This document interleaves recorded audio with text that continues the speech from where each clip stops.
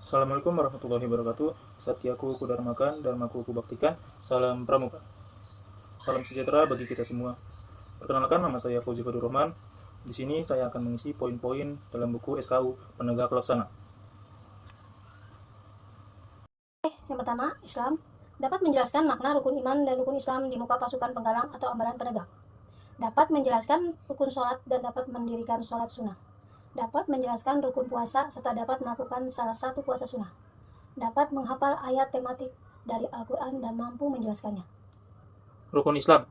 Rukun Islam adalah pilar utama dalam agama Islam yang wajib dilaksanakan oleh setiap muslim sebagai bentuk kepasrahan atau pengabdian terhadap Allah Subhanahu wa taala. Rukun Islam juga merupakan fondasi dasar dalam menjalankan ajaran Islam dan menjadi pedoman bagi kehidupan kita sehari-hari. Rukun sholat. Rukun sholat adalah bagian-bagian penting yang harus dilakukan dalam sholat agar sholat dianggap sah. Ada 13 bagian dari rukun sholat yang meliputi niat, takbiratul ihram, berdiri, membaca surat, ruku, itidal, sujud, duduk di antara dua sujud, tasyahud akhir, dan baca tasyahud, membaca salawat, salam, dan tartib. Dan saya melaksanakan sholat sunnah, contohnya seperti sholat duha dan sholat tahajud. Auzubillahiminasyaitonirrajim. Bismillahirrahmanirrahim. La tahzan, innama ma'ana. Janganlah engkau bersedih, sesungguhnya Allah bersama kita. Selanjutnya, dapat menerima kritik orang lain serta berani mengeluarkan pendapatnya dengan tertib, sopan, dan santun kepada orang-orang di sekitarnya. Saya mampu dengan cara mendengarkan pendapat orang lain dengan baik dan menerima dan mampu menyampaikan pendapat dengan santun tanpa menyakiti perasaan orang. Kemudian, dapat mengikuti atau memimpin diskusi ambalan dan mampu mengambil keputusan. Saya mampu memimpin diskusi yang efektif dan melibatkan dari persiapan, manajemen waktu, dan kemampuan mendengar aktif serta mengarahkan percakapan yang mudah dikenali topiknya dan dari audiens. Dapat menjadi penengah atau pemberi solusi jika terjadi ketidakpahaman dalam kelompoknya. Saya dapat melakukannya, contohnya seperti mubas atau rapat ambalan. Contohnya adalah menyimak dan menyikapi masalah dengan pikiran jernih, memberikan pendapat dengan santun, dan memberikan solusi dengan secara objektif. Mengikuti pertemuan ambalan sekurang-kurangnya 3 kali setiap bulan. Saya mampu mengikuti pertemuan ambalan sekurang-kurangnya 3 bulan itu. Setiap membayar iuran kepada gugus depannya dengan uang yang diperoleh dari usaha sendiri, serta membantu ambalan dalam mengelola administrasi keuangan. Saya membayar iuran kas dengan uang jeripaya sendiri dengan hasil gaji praktik kerja lapangan saya. Pernah memimpin kegiatan di tingkat ambalan. Saya pernah memimpin sangga di Pelantikan Bantara dan saya menjadi ketua panitia ambalan 2024 ini. Pernah memimpin kerja bakti di masyarakat minimal 2 kali. Saya pernah memimpin kerja bakti di lingkungan masyarakat dan di masjid sebanyak 2 kali. Dapat menjelaskan isi AD dan ART Gerakan Pramuka kepada ambalan. Tujuan Gerakan Pramuka adalah membentuk setiap pramuka menjadi pribadi yang beriman, bertakwa, berakhlak mulia, berjiwa patriotik, taat hukum, disiplin, menjunjung tinggi nilai-nilai luhur bangsa, dan memiliki kecakapan hidup sebagai kader bangsa.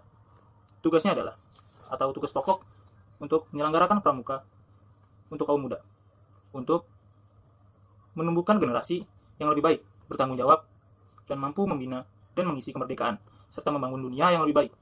Dan fungsi Gerakan Pramuka adalah sebagai kegiatan menarik bagi kaum muda dan pengabdian bagi orang dewasa, dan alat organisasi bagi halayak masyarakat. Dapat menjelaskan di muka umum tentang sejarah kepramukaan Indonesia dan dunia. Gerakan Pramuka dunia dan di Indonesia memiliki sejarah yang berbeda, namun saling terhubung. Di dunia, Gerakan Pramuka dimulai di Inggris pada tahun 1907 oleh Robert Baden-Powell, sedangkan di Indonesia, Gerakan Pramuka ini diperkenalkan pada tahun 1922 dan secara resmi berdiri pada tahun 1961 pada tanggal 14 Agustus. Dapat melakukan pengembangan selama 3 hari dan atau mengatur kehidupan perkemahan selama minimal 3 hari. Saya mampu dan saya telah menyatakannya dengan cara saya mengikuti kemah Raimonda Cabang yang dilaksanakan 5 hari. Dapat menjelaskan sejarah arti tata cara penggunaan dan kiasan sang merah putih.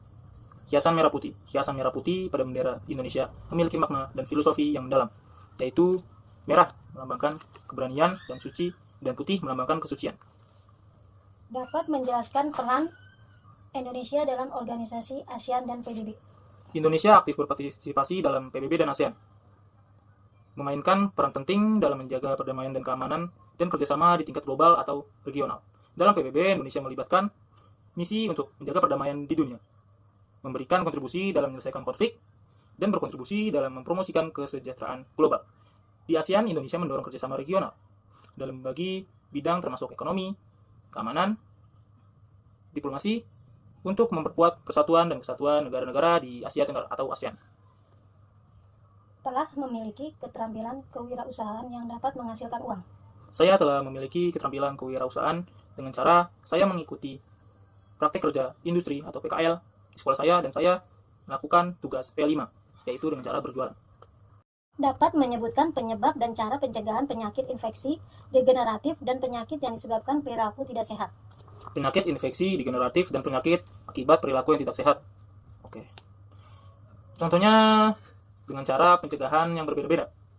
Penyakit degeneratif disebabkan oleh faktor-faktor seperti gaya hidup yang tidak sehat, paparan zat berbahaya, dan faktor genetik. Sedangkan penyakit akibat perilaku tidak sehat terutama disebabkan oleh kebiasaan buruk dan kurang berolahraga, merokok, dan konsumsi alkohol yang berlebihan. Pencegahan penyakit degeneratif meliputi gaya hidup sehat, menghindari zat yang berbahaya, dan konsultasi medis. Sedangkan pencegahan penyakit akibat perilaku tidak sehat meliputi pertumbuhan dan perilaku konsumsi makanan-makanan bergizi. Dapat memahami dan menjelaskan tentang kesehatan reproduksi. Kesehatan reproduksi adalah keadaan secara fisik, mental, dan sosial yang utuh, yang berkaitan dengan sistem reproduksi atau fungsi dan prosesnya.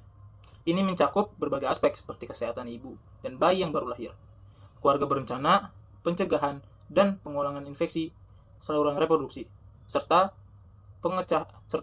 pencegahan komplikasi atau aborsi. Dapat mempersiapkan dan melaksanakan upacara umum minimal 3 kali. Saya pernah memimpin upacara di sekolah.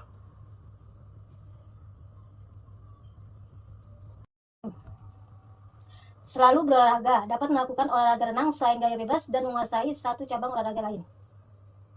Saya bisa melakukan olahraga renang dan salah satu teknik yang saya bisa pelajari adalah gaya dada. Dan saya menguasai olahraga selain renang, saya menguasai sepak bola dan bulu tangkis, basket, dan lainnya.